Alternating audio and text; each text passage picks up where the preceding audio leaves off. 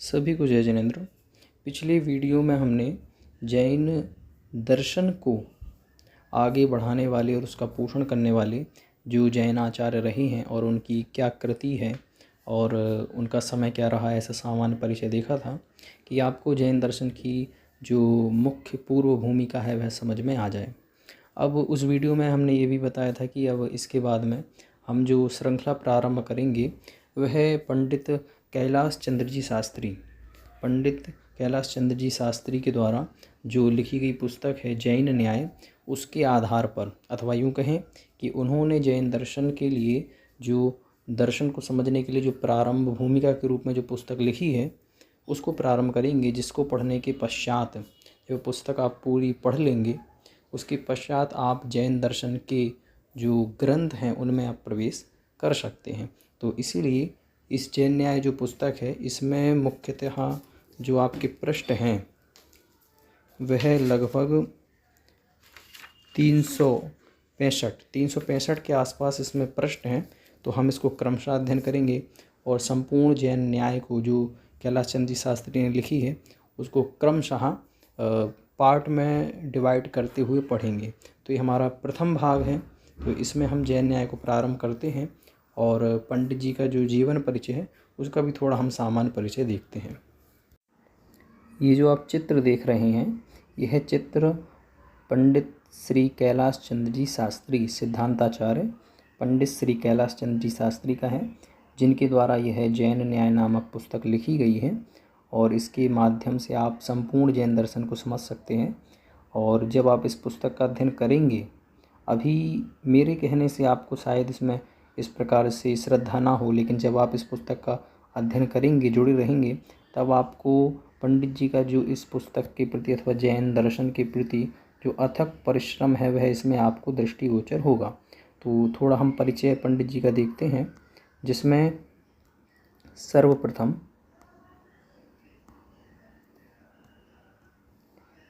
सिद्धांताचार्य पंडित कैलाश चंद्र जी शास्त्री, आप जैन दर्शन एवं संस्कृत प्राकृत के प्रतिष्ठित विद्वान, प्रवक्ता अथवा लेखक रहे हैं। पंडित जी का जन्म 1903 में नेहटौर, जो उत्तर प्रदेश में पड़ता है, वहाँ पे आपका जन्म हुआ है। और पंडित जी का जो उनका समाधि का समय है वह आपका 1987 रहा है। और इसके अलावा और देखते हैं, लगभग 6 दशक तक श्यातवाद महाविद्यालय वाराणसी से आप संबद्ध रहे हैं। उस 6 दशकों में आप अध्यापक रहे 1927 से 40 तक। आप प्रधानाचार्य रहे वहाँ पे 1940 से 72 तक। 1956 से महाविद्यालय के आप अधिष्ठाता रहे। 1940 से मंत्री साहित्य प्रकाशन भारतीय दिगंबर जैन संघ मथुरा। इसके अलावा 1987 और 1959 में भारतवर्षीय दिगंबर जैन विद्युत परिषद के अध्यक्ष भी रहे आप। 1963 में देवकुमार प्राच्य विद्या शोध संस्थान आरा द्वारा सिद्धांताचार्य की उपाधि आपको प्राप्त हुई थी। प्रमुख कृतियाँ आपकी जो रही हैं उसमें जैन धर्म, ये पुस्तक जो जैन धर्म है ये बहुत ही अच्छी पुस्तक है, इसका मैंने अध्ययन किया है इसलिए इसके बारे में बता सकता हूँ। इसमें पंडित जी ने जो जितनी भी हमारी परंपरा प्रारंभ से रही है जैन दर्शन की, जैन धर्म की और आचरण पद्धति संबंधित, यानी संपूर्ण जैन धर्म को समझाया है। और जो जैन धर्म के जो आगे चल के श्वेतांबर, दिगंबर आदि और भी जितने भी भेद प्रभेद हुए हैं उन सभी को इसमें आपने बताया। तो ये भी बहुत अच्छी पुस्तक है, आपको इसका PDF भी आपको नेट पर मिल जाएगा। और ये जो पुस्तक मैं आपको पढ़ा रहा हूँ जैन न्याय, यह भी पुस्तक की PDF आपको मिल जाएगी। हाँ, हालांकि यह पुस्तक आपको पुरानी मिलेगी PDF, परंतु वर्तमान में इसकी जो नई है वह भी आपको फ्लिपकार्ट में मिल जाएगी इस प्रकार से। और दक्षिण भारत में जैन धर्म, जैन साहित्य का इतिहास, इसके अलावा जैन न्याय आप पढ़ ही रहे हैं। नमस्कार मंत्र, भगवान ऋषभदेव, प्रमाण में निक्षेप, जैन सिद्धांत और समीचीन जैन धर्म, ये आपकी कृतियाँ रही हैं। इसके अलावा संपादन आपने जो किया है, अनुवाद, उपासकाध्ययन, नय चक्र, कुंद कुंद प्राभृत संग्रह, तत्वार्थ सूत्र, कार्तिकेयानुप्रेक्षा, गौमटसार के दोनों भागों का, जीव कांड का भी कर्म कांड का भी आपने अनुवाद किया है। और धर्मामृत, दोनों ही, सागर धर्मामृत और अनगार धर्मामृत। इस प्रकार से भारतीय ज्ञानपीठ की मूर्ति देवी एवं सोलापुर की जीवराज ग्रंथमाला के प्रधान संपादक तथा साप्ताहिक जैन संदेश पत्रिका के संपादक भी आप रहे हैं। और आपका जो निधन हुआ है, समाधि आपकी रही वह 1987 में रांची झारखंड में हुई। अब पूरे ग्रंथ को समझने के लिए हम उसकी विषय सूची देखते हैं कि हम इसमें क्या पढ़ेंगे और क्या क्या विषय इसमें रहेगा। तो पृष्ठभूमि, जो सबसे पहला जो विषय है वह है आपकी पृष्ठभूमि, आपको पढ़ना है, जिसमें आपकी यह विषय रहेंगे। इसके पश्चात जो अगला है, इसके बाद पृष्ठभूमि के पश्चात प्रमाण रहेगा। प्रमाण के पश्चात अगला जो विषय है,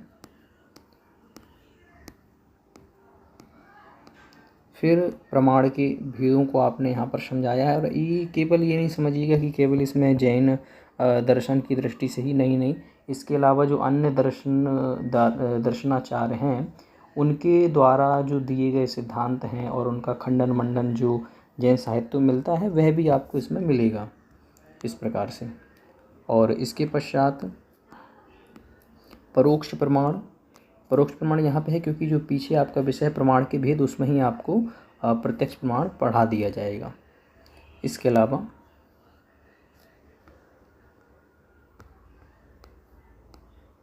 श्रुत के दो उपयोग, ये विषय रहेगा। इसके पश्चात प्रमाण का फल। इसके पश्चात प्रमाणाभास, ये आपका विषय रहेगा। तो इतने विषय में आपका यह संपूर्ण जैन न्याय पूरा होगा। इसके पश्चात इस आपने परिशिष्ट में आपने वह बताए हैं कि जो जो ग्रंथ आपने अपनी सहायता के लिए लिए हैं उन ग्रंथों की सूची दी है, उनके लेखकों के नाम दिए हैं। इसके अलावा अन्य दर्शन भी जिनसे आपने सहायता ली है, अन्य पुस्तकों से, अन्य दर्शनों की, वह भी आपने यहाँ पर बताई हैं। तो इस प्रकार से आपका यह पूर्ण रूप से जैन न्याय का क्रम रहेगा। अब हम इसको प्रारंभ करते हैं। जो सबसे पहला विषय है वह है पृष्ठभूमि। तो पृष्ठभूमि से हम इसको प्रारंभ करते हैं। न्यायशास्त्र। न्यायशास्त्र को तर्कशास्त्र और प्रमाण शास्त्र भी कहते हैं, किंतु इसका प्राचीन नाम आनवीक्षिकी है। कौटिल्य ने 327 ईसा पूर्व, ये कौटिल्य जो हैं इनका जो समय रहा वह 327 यानी ईसा से भी 400 वर्ष पूर्व के ये हैं। और आपने अपने अर्थशास्त्र में, जिसका आपने नाम भी सुना होगा, कौटिल्य अर्थशास्त्र ये है, उसमें आनवीक्षिकी, त्रयी, वार्ता और दंड नीति, इन 4 विद्याओं का निर्देश किया है। और लिखा है कि त्रयी में धर्म अधर्म का, वार्ता में अर्थ अनर्थ का तथा दंड नीति में नए अनय का कथन होता है। और हेतु के द्वारा इनके बलाबल का अनावीक्षण करने से लोगों का उपकार होता है। यानी जब आप ये तीनों ही इनको समझ लेते हैं तो इससे हमारा कल्याण होता है। संकट और आनंद में यह बुद्धि को स्थिर रखती है, प्रज्ञा, वचन और कर्म को निपुण बनाती है। यह आनवीक्षिकी विद्या सर्व विद्याओं का प्रदीप, सब धर्मों का आधार है। यानी यहाँ पे ये बताना चाहते हैं कि जब जो कौटिल्य अर्थशास्त्र में 4 विद्याओं का जो क्रम आता है, आनवीक्षिकी, त्रयी, वार्ता और दंड नीति, तो त्रयी में आपको वेद त्रयी आते हैं, जैसे सांख्य, जैसे आपका ऋग्वेद, यजुर्वेद और सामवेद। अथर्ववेद बाद का है, इसलिए त्रयी में उसको नहीं लिया जाता। और वार्ता में आपकी जो किस प्रकार से व्यापार होता है उस संबंधी क्रियाएं हैं। दंड नीति में भी राजनीति संबंधी है। आनवीक्षिकी जो है वह आनवीक्षिकी दर्शन संबंधित है। आनवीक्षिकी में वहाँ पे कौटिल्य ने दर्शनों का अंतर्भाव किया है। और यह आनवीक्षिकी कैसी होती है तो वही बता रहे हैं, अथवा ये दर्शन क्या होता है, तो यह आनवीक्षिकी विद्या एवं सर्व विद्याओं का प्रदीप है। यानी जितनी भी विद्याएं हैं, आगे की 3 विद्याएं, त्रयी, वार्ता, दंड नीति, इन तीनों का जो प्रकाशक है, इनको जो उजागर करने वाला है वह क्या है, वह आपकी आनवीक्षिकी कहलाती है। तो यहाँ पे आप इसमें ज़्यादा विचार ना करें कि आनवीक्षिकी कैसे बीच में आया। तो आनवीक्षिकी जो है कौटिल्य अर्थशास्त्र में, उसके अंदर दर्शनों को ही लिया गया है। तो ये है यहाँ पे दर्शन की प्रबलता बताने के लिए कह रहे हैं कि ये जो आनवीक्षिकी अथवा दर्शन है वह सभी विद्याओं का प्रदीप है, दीपक है, सबको यही प्रकाशित करती है और सभी धर्मों का यह आधार भी रहा है। इस प्रकार से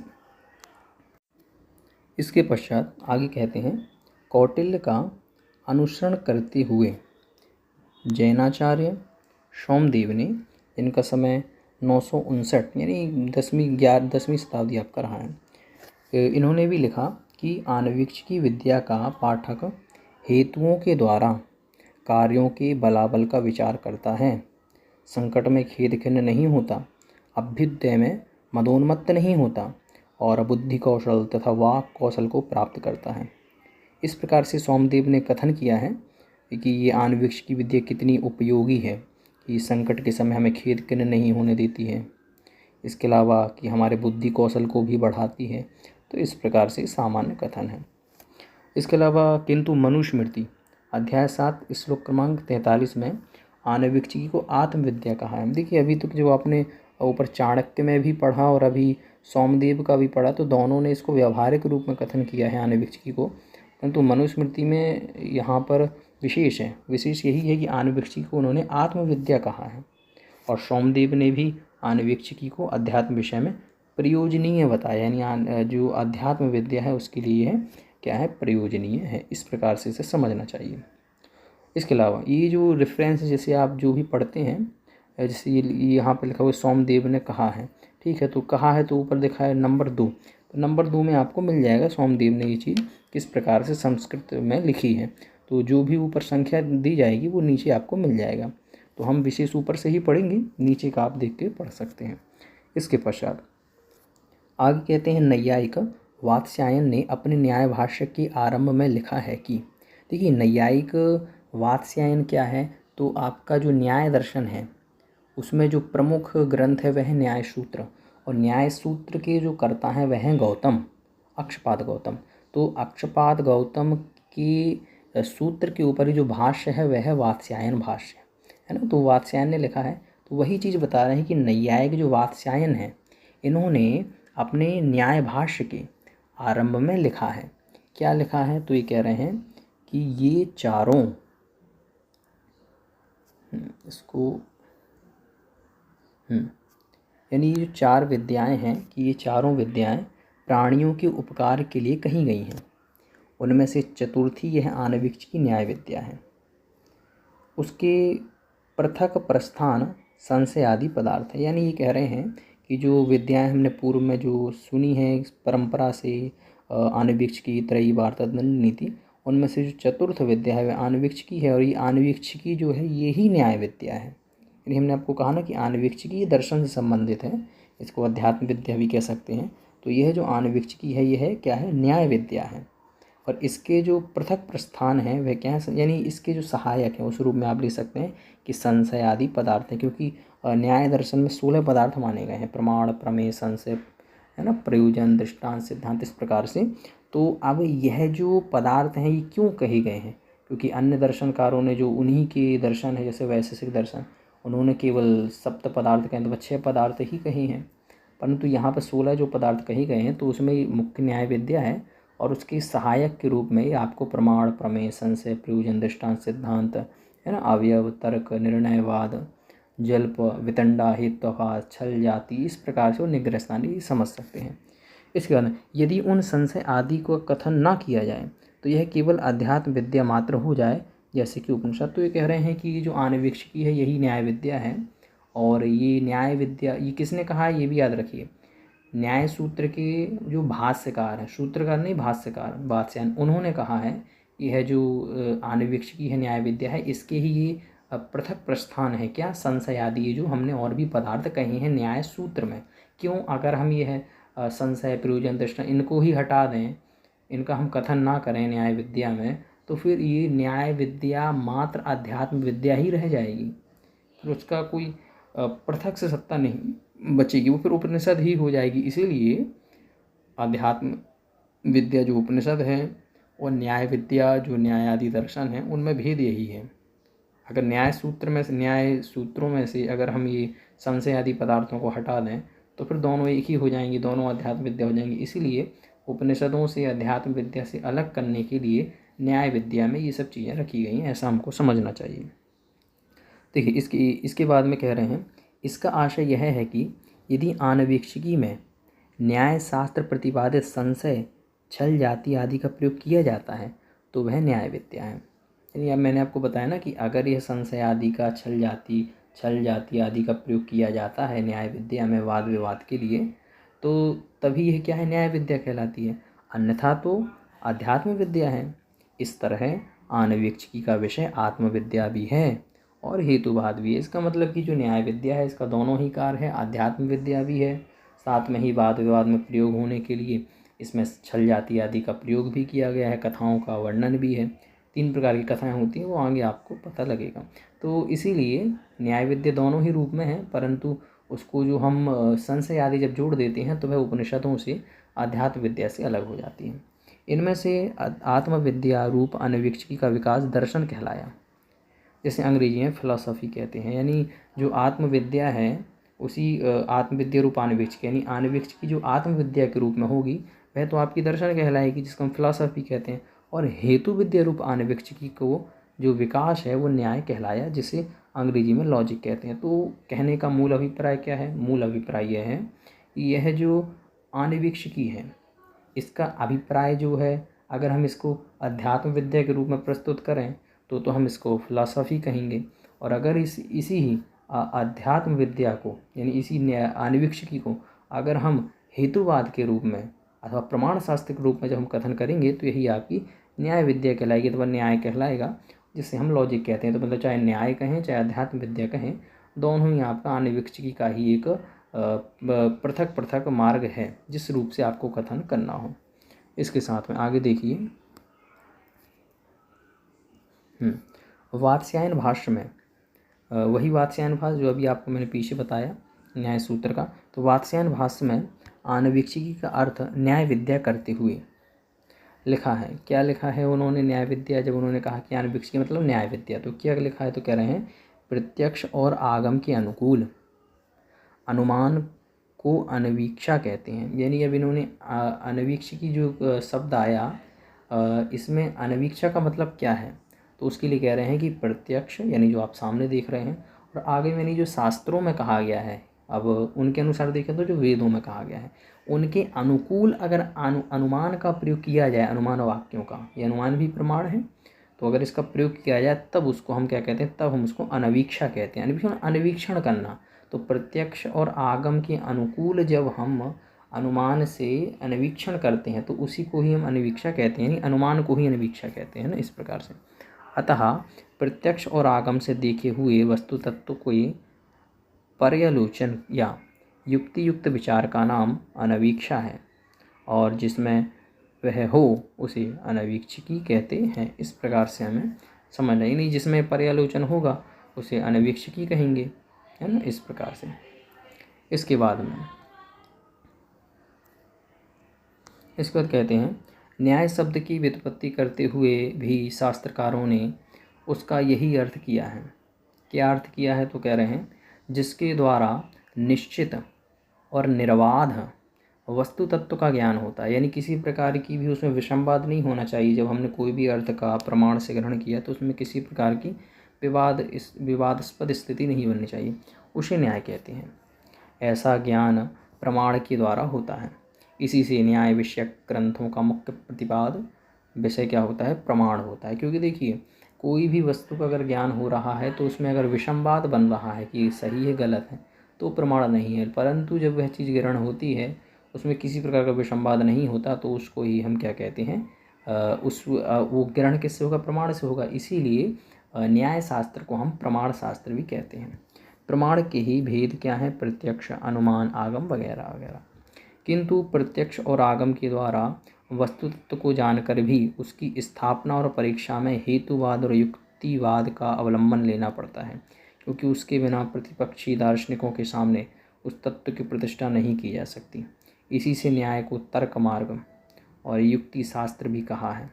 उसके बिना दर्शन की गाड़ी आगे नहीं बढ़ती। वह उसका प्रतिष्ठाता और संरक्षक है। संभवतया इसी हेतु से अक्षपाद ने न्याय शास्त्र को लेकर ही एक दर्शन की स्थापना की थी, जिसे न्याय दर्शन कहते हैं। इस दर्शन ने 16 पदार्थों के तत्व ज्ञान से मोक्ष माना है।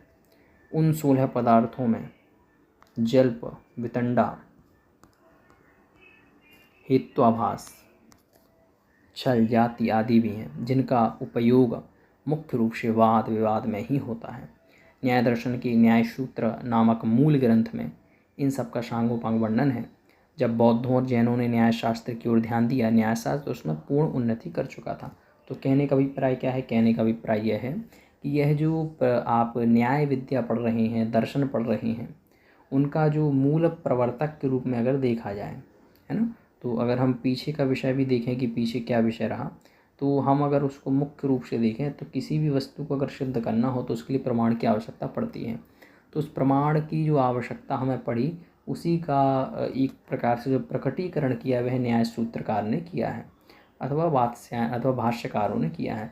परंतु जब आगे आगे समय, और ये भी बात मैंने आपको बताई कि जो न्याय सूत्र हैं, उन्होंने न्याय दर्शनकार हैं, उन्होंने 16 पदार्थ माने हैं। और इसी प्रकार जैसे यहाँ पर नाम किया हेतुवाद, छल जाति आदि भी हैं जिनका उपयोग मुख्य, यानी जो 16 पदार्थ हैं उनमें ये जो छल जाति निग्रह स्थान आदि आते हैं, ये सब किस लिए हैं? ये मात्र वाद विवाद में विजय जय पराजय के लिए होता है। तो ये इस प्रकार से यहाँ पर और मुख्य चीज़ यहाँ पे आपको याद रखनी है कि इस समय बौद्ध और जैन जो न्याय है वो इतना प्रस्फुटित नहीं हुआ था। कहने का अभिप्राय यह है कि प्रारंभ रूप में न्याय का जो प्रवर्तन करा वह इन्हीं वैदिक दर्शनों से हुआ है, परंतु आगे चल के, क्योंकि जैन शास्त्र जैन आचार्यों को इसकी आवश्यकता नहीं थी, परंतु आगे चल के जब इन्होंने खंडन मंडन प्रारंभ किया जैनों का, तब जाके जैन आचार्यों को इसमें लिखने के लिए प्रारंभ करना पड़ा। तो जब तक ये न्यायशास्त्र बड़ा फलीभूत हो गया था, उसके पश्चात फिर बौद्ध और जैन शास्त्रों जैन आचार्यों ने इसकी ओर अपना दृष्टिपात किया। इसके पश्चात कहते हैं, न्याय सूत्र के उद्भव का सुनिश्चित काल ज्ञात नहीं है कि वो कब उद्भव हुआ न्याय सूत्र, किंतु एक सुव्यवस्थित दर्शन के रूप में न्याय दर्शन का उद्भव अन्य प्राचीन दर्शनों से अर्वाचीन है। सबसे प्राचीन यही है, वह हम मुख्य रूप से नहीं कह सकते कब उद्भव हुआ, लेकिन सुव्यवस्थित रूप से ये क्या है, आपका न्याय दर्शन अर्वाचीन है, सबसे प्राचीन है। बौद्ध दार्शनिक नागार्जुन कब के हैं? 2री शताब्दी के। ये एक बौद्धाचार्य हैं नागार्जुन।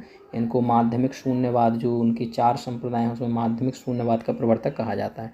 तो ये बौद्ध हैं नागार्जुन, ये 2री शताब्दी में हुए हैं। तो इनकी अपनी कृति में न्याय दर्शन के 16 पदार्थों पर आक्षेप किया गया है, यानी इन्होंने उनका खंडन किया है। तो इसका मतलब जब इन्होंने खंडन किया है नागार्जुन ने 2री शताब्दी में न्याय दर्शन में जो 16 पदार्थ माने गए, तो इसका मतलब इससे पूर्व ही रहे होंगे, मतलब सबसे अर्वाचीन हो गए। अतः नागार्जुन के समय में न्याय सूत्र किसी न किसी रूप में उपस्थित होना चाहिए। तब तक बौद्ध धर्म में किसी ने न्याय शास्त्र की ओर ध्यान नहीं दिया था। जब नागार्जुन के सिद्धांत को अमान्य किया गया तो असंग जो 4वीं शताब्दी में हुए, वसुबंध जो 5वीं शताब्दी में हुए, इन्होंने न्याय शास्त्र की ओर ध्यान दिया। यानी आप ये समझिए कि पहले जब नागार्जुन ने 2री शताब्दी में अक्षपाद की, गौतम की न्याय सूत्रों पर जब व्याख्याएं की, उनका खंडन किया, तब सबसे प्राचीन तो न्याय सूत्र रहा। उसके बाद में दिंगनांग आए, आपकी नागार्जुन आए 2री शताब्दी में। जब इन्होंने किया तो इसके पश्चात फिर इनका खंडन हुआ नागार्जुन का। उसके पश्चात फिर जब ये अमान्य हो गए इनके सिद्धांत नागार्जुन के, तब असंग आए जो 4वीं शताब्दी के हैं, वसुबंध आए ये 5वीं शताब्दी के हैं, और ये दोनों आपके विज्ञानवादी हैं। जैसे आपके नागार्जुन माध्यमिक शून्यवादी हैं, विज्ञानवादी, परंतु दोनों ही महायान शाखा के हैं, की ओर ध्यान दिया।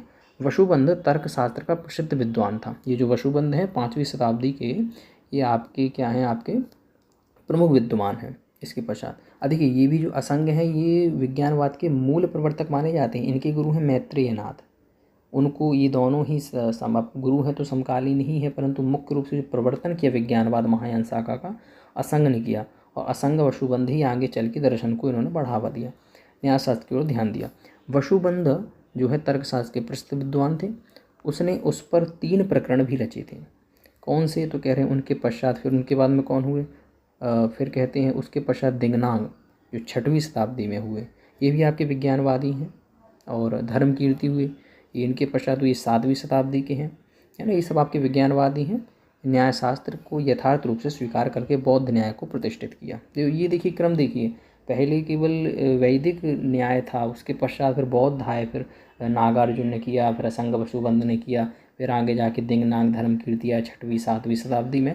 फिर ये धीरे धीरे बौद्ध न्याय बढ़ा आगे, है ना। तो तभी हम भी तभी जागे थे, क्योंकि हम जैन आचार्यों को इसकी आवश्यकता नहीं थी वाद विवाद के लिए, परंतु आगे चल के फिर हमको भी लिखना पड़ा ऐसा। तो बौद्ध न्याय के पिता दिंगनांग और उनके अनुयायी धर्म कीर्ति के पश्चात, इनके पश्चात अब देखिए अब दिंगनाग और धर्मकीर्ति तो चलिए 6वीं 7वीं शताब्दी, उसके पश्चात फिर कह रहे हैं जैन परंपरा में जैन न्याय के प्रस्थापक अकलंक देव का उदय हुआ। यानी दिंगनाग और धर्मकीर्ति जो हुए इसके पश्चात अकलंक का हुआ, जो 8वीं शताब्दी के आचार्य। यानी ऐसा नहीं है कि इसके पहले आचार्य परंपरा में दर्शन प्रस्फुटित नहीं हुआ था आपके समंतभद्र के समय उमा स्वामी के भी सूत्रों में, 1-2 सूत्रों में ऐसा मिलता है, परंतु जो अच्छे जो सुव्यवस्थित रूप से दर्शन के रूप में जो चला है वो अकलंक देव हुए दिंगनाग और धर्मकीर्ति के बाद में, यानी 6वीं 7वीं शताब्दी यानी 8वीं शताब्दी में, इसके बाद में। फिर कहते हैं और जैन दर्शन में जैन न्याय पर स्वतंत्र ग्रंथों की रचना की। जैसे युद्ध काल में युद्धों के उपकरणों का विकास होता है, वैसे ही विविध दर्शनों के पारस्परिक संघर्ष काल में स्वपक्ष के रक्षण के लिए और परपक्ष के निराकरण के लिए तर्कशास्त्र का विकास हुआ है। इसके पश्चात न्याय या तर्कशास्त्र का मुख्य जो अंग है वह क्या है? प्रमाण है। ये तो आपको स्मरण में ही है। और प्रमाण के भेदों में से भी अनुमान प्रमाण है, यानी उन सब प्रमाणों में भी जो सबसे मुख्य प्रमाण है वह अनुमान है। क्योंकि अब क्यों है तो कह रहे हैं क्योंकि प्रत्यक्ष अगोचर पदार्थों की सिद्धि अनुमान प्रमाण से की जाती है। यानी जो पदार्थ प्रत्यक्ष से दिख रहा है उसकी तो सिद्धि कौन करेगा, वो तो सिद्ध है, परंतु जो प्रत्यक्ष के अगोचर हैं, प्रत्यक्ष से नहीं देखने में आ रहे, उनकी सिद्धि अनुमान से की जाती है। दूसरों को समझाने के लिए जो अनुमान प्रयोग किया जाता है उसे परार्थानुमान कहते हैं। देखिए अनुमान के भी 2 भेद होते हैं, स्वार्थानुमान और परार्थानुमान। दूसरों को समझाने के लिए जब हम अनुमान लगाते हैं तो वह आपका परार्थानुमान होता है ना, इस प्रकार से। परंतु प्रमाणों में देखिए न्याय विद्या मुख्य जो है उसमें प्रमाण है, और वह जो प्रमाण है उसमें भी अनुमान मुख्य है ना, इस प्रकार से। दूसरों को समझाना है तो परार्थानुमान। एक रशियन विद्वान हुए हैं चिरविट्स्की ने बौद्ध न्याय नामक विद्वत्पूर्ण ग्रंथ में आरंभ में लिखा। ये जो विद्वान हुए इन्होंने बौद्ध न्याय नामक ग्रंथ में लिखा। प्रारंभ में क्या लिखा तो कह रहे हैं बौद्ध न्याय से हम तर्कशास्त्र की उस पद्धति का बोध करते हैं जिसका निर्माण ईसा की 6वीं 7वीं शताब्दी में बौद्ध धर्म के 2 महान तार्किक दिंगनाग और धर्मकीर्ति ने किया। देखिए अभी मैंने आपको बताया नागार्जुन, असंग, वशुबंद, ये तो आचार्य हुए, इनके पश्चात दिंगनाग और धर्मकीर्ति ने इसको और भी अच्छे रूप से व्यवस्थित किया। फिर इसके बाद में अकलंक आए, जैनाचार्य। तो इन्होंने लिखा है इन विद्वान ने कि जो बौद्ध न्याय ग्रंथ में कि जो मुख्य रूप से जो इसका प्रवर्तन करने वाले हैं बौद्ध न्याय का, वो कौन से? दिंगनाग और धर्मकीर्ति, जो 6वीं 7वीं शताब्दी में हुए। उनके साहित्य में सबसे प्रथम परार्थानुमान का वर्णन है। ये जो सबसे पहले इन्होंने जो वर्णन किया है सर्वप्रथम वो परार्थानुमान का इन्होंने ही वर्णन किया है। अतः परार्थानुमान ही तर्क या न्याय शब्द से कहे जाने के लिए सर्वथा उपयुक्त माना जा सकता है, क्योंकि इन्होंने इसका कथन किया। इसके पश्चात आगे थी, आज हम इतना ही देखेंगे बस। इसके बाद में जैन न्याय का जो विषय है वो हम अगली वीडियो में भाग 2 में देखेंगे। इसी प्रकार से क्रम से थोड़ा थोड़ा विषय लेते जाएंगे और फिर धीरे धीरे हम इस ग्रंथ को पूर्ण करेंगे। तो अब इसमें देखिए क्या कह रहे हैं, विकल्प या अध्यवसाय, अपोहवाद और स्वार्थानुमान के सिद्धांत उसी परार्थानुमान की देने, यानी प्रारंभ में परार्थानुमान है, उसी के फिर विकल्प रूप से अध्यवसाय, अपोहवाद है ना, और स्वार्थानुमान, इस प्रकार से ये सब सिद्धांत उसी परार्थानुमान से आविर्भूत होते हैं। इस तरह न्यायशास्त्र में अनुमान प्रमाण और उसके अंग उपांगों का ही प्राधान्य है। न्यायशास्त्र में मुख्य रूप से अनुमान प्रमाण का ही मुख्यता है और उसके अंग उपांग की चर्चा की गई है। उसको लेकर स्वतंत्र ग्रंथ रचे गए हैं। तथापि जब हम बौद्ध न्याय या जैन न्याय शब्द का प्रयोग करते हैं तो उसका तात्पर्य केवल अनुमान प्रमाण न होकर के कुछ विशेष होता है। देखिए जब हम न्याय की बात करते हैं, प्रमाणों की बात करते हैं, तो मुख्य रूप से हमें अनुमान को ही समझते हैं। परंतु जैन और बौद्ध दृष्टि में जब हम इस प्रकार से देखते हैं, प्रमाण की चर्चा करते हैं, तो उसमें मुख्य रूप से केवल अनुमान नहीं आता, और उन विशेषताओं के कारण ही वह बौद्ध न्याय या जैन न्याय कहा जाता है। क्योंकि अन्य दर्शनों में इसकी बड़ी बाहुल्यता है, परंतु जैन और बौद्ध न्याय को अलग करने का दूसरों से, अन्य दर्शनों से, उसमें मुख्यतः यह है कि हमने केवल अनुमान पर नहीं, इसके अलावा हमने सर्वांगीण रूप से उस पर विचार किया है, न्याय के जैसा नहीं। इस प्रकार से हमने ये विषय देखा। अब इसके बाद जो अगला विषय है वह आपका रहेगा जैन न्याय। इस जैन न्याय के विषय को हम आगे अगले भाग 2 में देखेंगे। तो आज के लिए हम इतना ही रखते हैं। और जैन न्याय संबंधित आपको जैन धर्म संबंधी और जो सामान्य ग्रंथ हैं उनकी आपको चर्चाएँ मिल जाएंगी, परंतु जैन न्याय की आपको जो किसी प्रकार से वीडियो हैं वो कम मिलेंगे। तो इसीलिए मैंने यह क्रम शुरू किया है। तो अगर आप इससे जुड़े रहेंगे तो जैन न्याय ग्रंथ हम इसी प्रकार से पूर्ण करेंगे। तो आज के लिए इतना ही। सभी को जय जिनेंद्र।